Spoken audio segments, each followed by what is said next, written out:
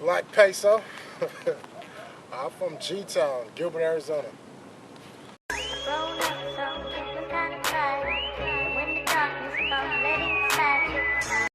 How long you been doing music? Yeah, I've been doing music behind the scenes for like 10, 15 years. Recently hitting the mic rapping for like the last 3, 4 years. So what do you mean behind the scenes? Oh, I was in a group in high school. I was in a group in high school called the Misfits. Um, had about 4 or 5 artists. Well, my job was pretty much like managing them. Just being the promo, being the marketer, doing all that behind the scenes work, putting them out front. And then, just time came where I had to step to the front pretty much. And yeah, it's crazy. Like they're out there, like there's some like they're around, but it's just one of those things. It's just different now because we don't really work on music together anymore. But we still back in the day we were definitely a force, still a force. So it's just kind of crazy now, just how the game evolved, especially in Arizona. So how old were you when you first started doing music? I used to play around back in high school. I was probably like 14. My freshman year, my best friend, my cousin, who was in his garage, had like a little tape recorder. We was recording songs on. Then we finally upgraded to a studio. So I'd say about 14, 15 was my first songs I recorded probably. How old were you when you first put your song down on the track? I would say 15. 15. Yeah. How did that feel? It felt great. We actually released it. What's a Boy Boy? Like that was the title of the song. But yeah, it felt good just to hear my voice, just to write the song and come up with it. Just hear a complete project go from a thought in my head to a full track that you can listen to. It's a crazy feeling. I love it. It's a great feeling though. What inspired you to do music? Just watching it coming up, man. Summertime, it's too hot in Arizona, so all we did was watch MTV, BET, all day, every day, music videos. So just watching like Diddy,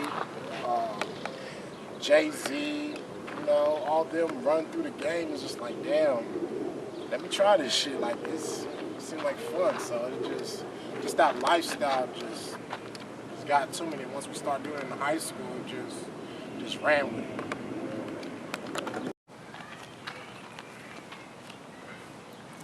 So in the music industry, who's your biggest person to look up to? Definitely Jay-Z, Diddy. Just watching them as far as going from rappers to business owners and moguls and stuff like that. Probably watched them the most. I'd say also Lil Wayne. Just the way he took over the game. That influenced me a lot in the music. So it would probably be like my top 3 that I watch growing up. But then now it's just so many like Nipsey, Tip, Rick Ross, like all of them influenced me really. So what is the difference between you back then in the music group than you now as a solo artist? I get to tell my story. Like back then it was all about the group, party, doing this and that. Now it's just me. I get to talk about my life, things I've been through, personal issues, things I see, the way I see things. It's just a whole different perspective, It's just 100% me now. So it's just, in the group is a group thing. You gotta put the group first, or this artist might make a hit, but at the end of the day, that's about him. You know what I'm saying? So now it's just different because it's all about me. So I seen you linked up with Zona, man. What was that like? Man, this is work, man. Like, I think I met Zona Man at a show. Him and Earth Yard had a show, and after the show, I talked to him. And he was like, "Yo, come through the studio. Let's record." So I went to the studio. Him and his cousin Stone Age was there, and we started working. Started writing instantly. They was already working on a few songs. So then I came in. I started writing, and boom, we just came out the gate with a song called Gelato, and that shit kind of just took off. And after that, it was just like every week Zona hit me like, "Yo, let's do this, let's work. I'm like, "Bet, let's go." So from there, just start building a sound and just a way of doing shows and just performing and just rocking the crowd. It was just kept us going. So it's lovely working with Zona, man. It's just like, that's my partner right there, man. HPE, it's a squad, shredded gang. That's the movement right now as far as us doing shows and performing, doing songs. So is it love working with every artist, or is it just business? For me, it's love pretty much. Like artists I work with, like it's a connection. Like I can't say there's not one artist that I work with there's not a connection between like the music or the stories we're telling or something going on. Like it's actual love, man. Like for real, it's love, man. Can you work with an artist that you don't know? Yeah, I've done that. There's artists, Black9. He's an artist and producer. He's actually from the islands. Like I never even met him, barely even know him, but we got songs out there that I get the beat, he lays down the verse, or he'll lay down the hook, and it's just crazy. I'm like, okay, let's go, and just that vibe is there. And so, all the time with artists I don't even know, but the sound's still there. So is it a difference feeling between working with an artist in a studio or working with an artist that you got to send your record through online? Do you get the same energy? For me, it's the same energy. Like, I work with camps. So I got HP, Scrub Zona. We got a squad. That's one camp. But then we also work with another producer called Produced by Tyler. Him and Call they got another sound that's crazy, but Tyler got probably 6, 7, 8, maybe 10 artists that we working with. So you just might get a beat and you recognize the name, you recognize the artist, but then it's just like you catch their vibe, And like some of the artists I know personally, so it's just like, okay, I feel you on this one. I know exactly what you're talking about. I get the feel for it, so I just write and go in. It's just there's always that energy there, just because we're real artists. Like there's that energy, like they putting their all into the song, so that when you get it, you can put your all into the song too, and it's just that energy. So what do you think your followers get out of your music? One, they give me, it's a part of me that I'm giving you. In person, like, people think I'm shy. I don't talk much because my head be in so many different places at one time. Like, half the time I can't even think straight. I'll be trying to focus on one thing and be looking at something else. So when you get my music, you get my attention. That's just me straightforward in my music. But you get a story, you're going to feel something from my music. Like, I make like that. Music I like is like that. I call it rider music. Song you can just vibe out to. You can ride in the car. If you're on your way to work, you can bump my shit and just get ready for your day. If you're on your way to a football, basketball game, you can bump my shit and get amped up for whatever you're about to do. So, like, my music, you're definitely going to feel the energy, and it's going to take you throughout your day. So tell me, what is the most difficult thing you have to go through in the music industry?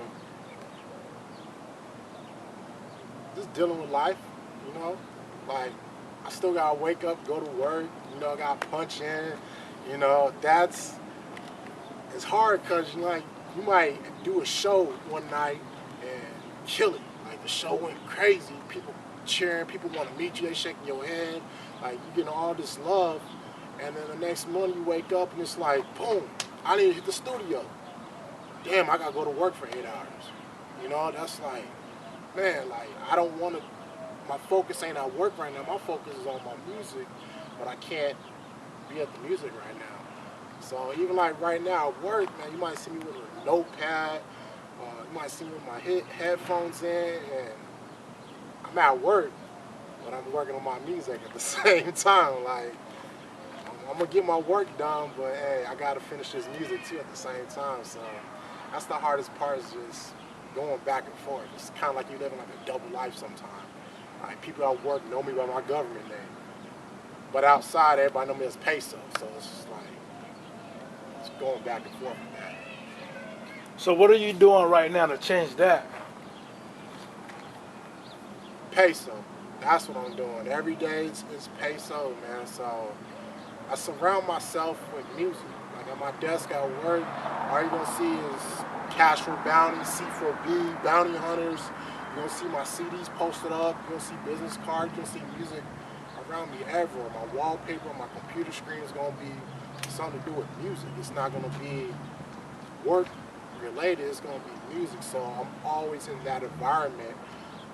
That's what I see all day, every day is music. So, you know, plus it helps with the promotion. Like work, people, oh, you rap? Oh, you do this? Oh, you do that? Yeah, like come check me out. I got a show coming up on July 20th. Like, yo, like bet we'll be there. So it's just love like that, but at the same time it's more work, more opportunities, you know? You're just not locked in the booth.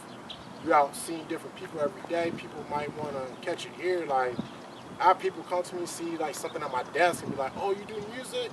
And we start having a conversation about music. You know, it's just find out what they do. I got a lot of people at my job now who do comedy shows. Like, oh, they comedians. Cool. So it's different ways of meeting people, pretty much. So it's just cool though.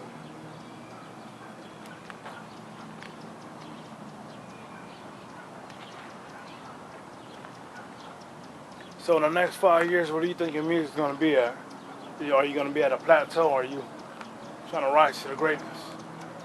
I'm trying to rise to the greatness, man. It's crazy because even like today, I was listening to like my first mixtape, Unforgivable, that I released, and just back then, like I thought that was like the shit. Like you couldn't tell me nothing when I dropped Unforgivable, but you know, just seeing the way I've evolved and gotten better since then from the stuff I'm writing now. I mean, the stuff I wrote back then is still I'm still saying some shit, but at the same time, it's just like now it's just like I'm better with it, I'm more focused. So 5 years from now, it's gonna be tough. Like I can't even imagine because I'm still getting better. Every day I'm getting better and better. So you know, bars are coming easier and easier to me. Like so, things I'm working on, like I'm perfecting my craft. So my craft is only gonna get better. I don't see no plateau anytime soon. So like, it's like look out because I'm coming hard. So is that how you study? You listen to your old stuff from back then, then you think about, damn, I should have went at this a certain way. Yeah, I mean, coming up, I used to play basketball. So Shit, I'm dying. I kind of treat what I'm doing now just like basketball, just like sports. So you gotta watch game tape, you gotta practice, you gotta do all this stuff in sports. So now listen to my old stuff, you know, seeing where I thought I was good, that I could have got better. It helps me improve so much. The greatest thing that helped me is pretty much with shows is watching film of me performing. Because I see performances where I'm on stage rapping, I'm like, oh, I'm killing this shit. But then I go back and I watch a film, I'm like, oh, like, I don't know, man, you could have did better. Like, okay, you stumbled on that word right there. You kind of stood in this spot too long right here. You wasn't rocking the crowd over here. These people cheering for you over here, like, not even paying attention. So it's just like, I'm just going and going, getting better and better. So just studying the game, getting better, making sure I don't make the same mistakes twice. So while you're on stage, when the crowd's cheering, how does that make you feel?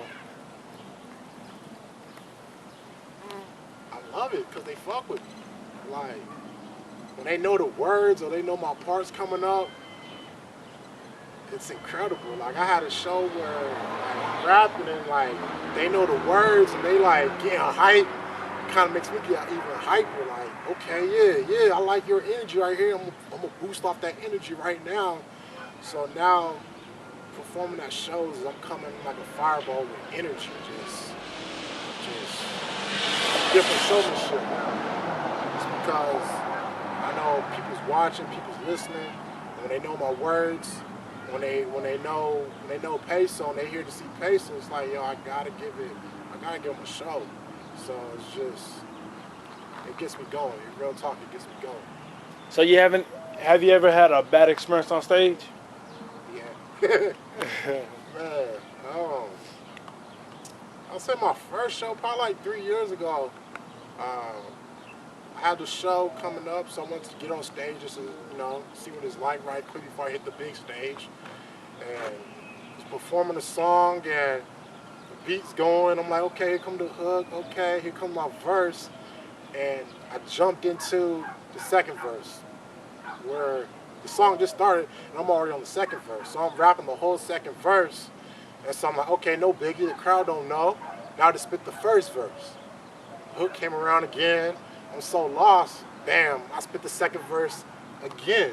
So I'm pretty much spitting the same shit twice. So I'll say that one. And then me and Scruff one day, oh man. Me and Scruff was killing the show, man. The crowd was the crowd was vibing so hard, man. Like, they was loving us. And it was the last song. Me and Scruff had just recorded the song.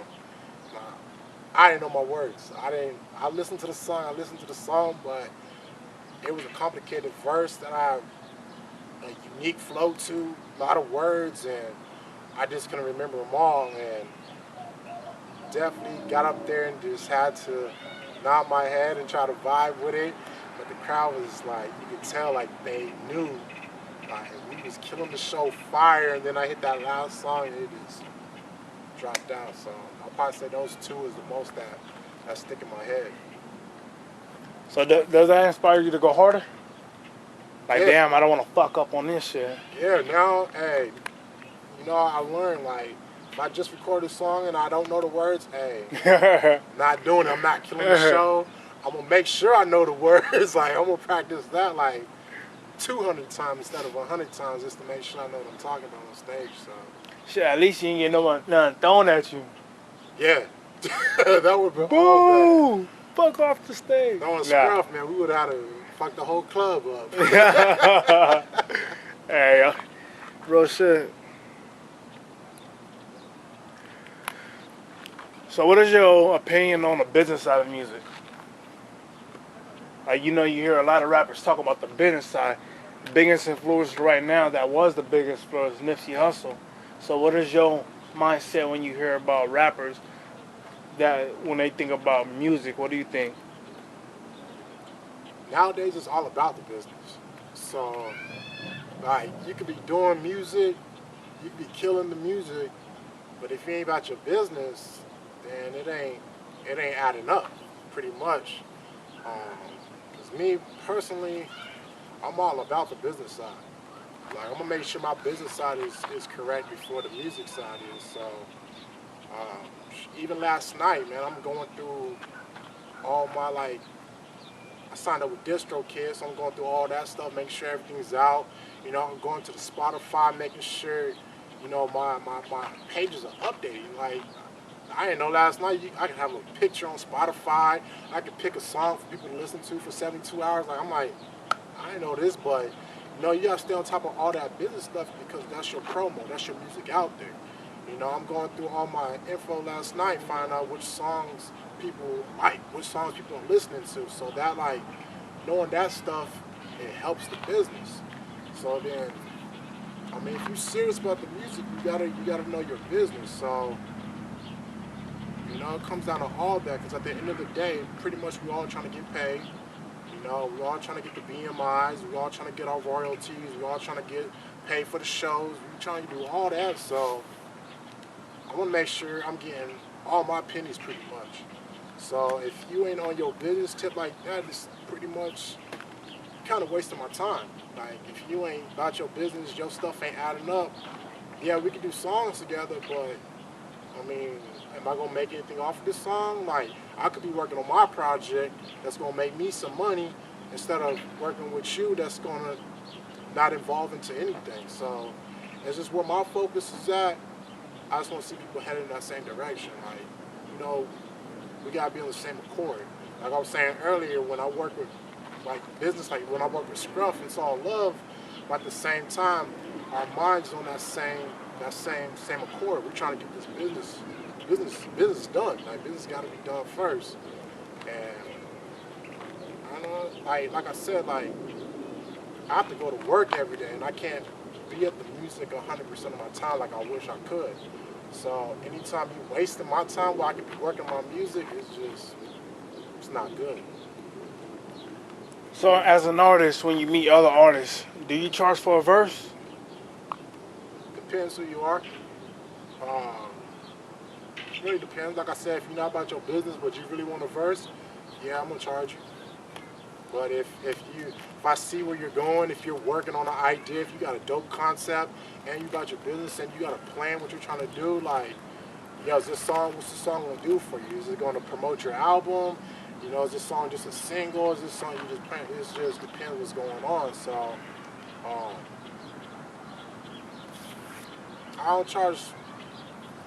I haven't charged anybody yet, but I got a number in my head if you need a verse and you about that you on that bullshit. So right now, who are your top five of the best rappers?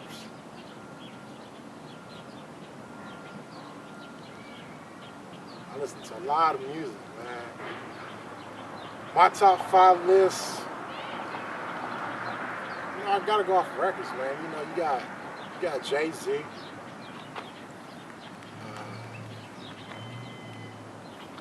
I gotta say Wayne. Wayne took over the game and ran with it. I like lyrics like it's hard not to put Jadakiss just because he's that name that rings bells, but at the same time, you know, he came from Biggie, so it's like I gotta say Jay-Z, Wayne, I put Jadakiss.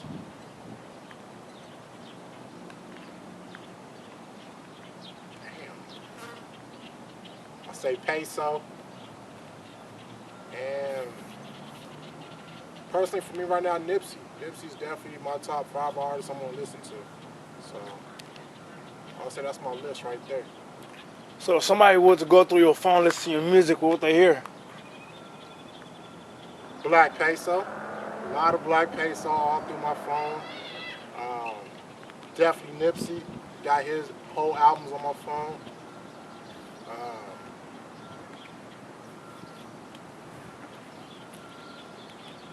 that's might find like a lot of old school. There's off the wall OJ's, you know, different old school songs like that. Cool in the Gang. Um, that's pretty much it. Other than that, you might have to go to that Piff app. You know, see, I've been listening to a lot of Lil Wayne, all of his mixtapes. But yeah, that's probably all you find on my phone right now.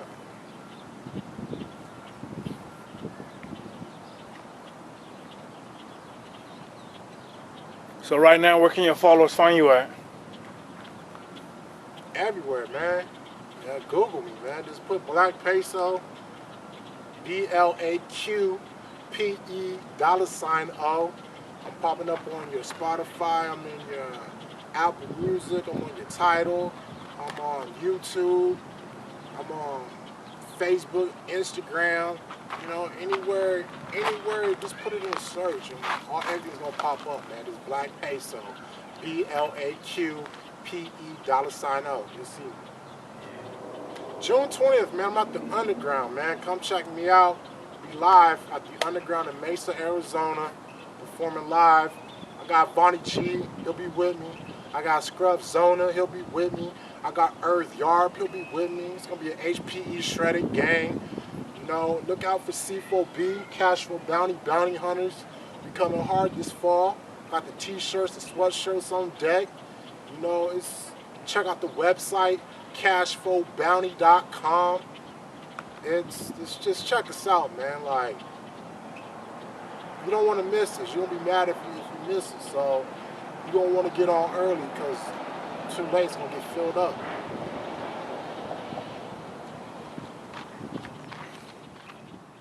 Oh, we good.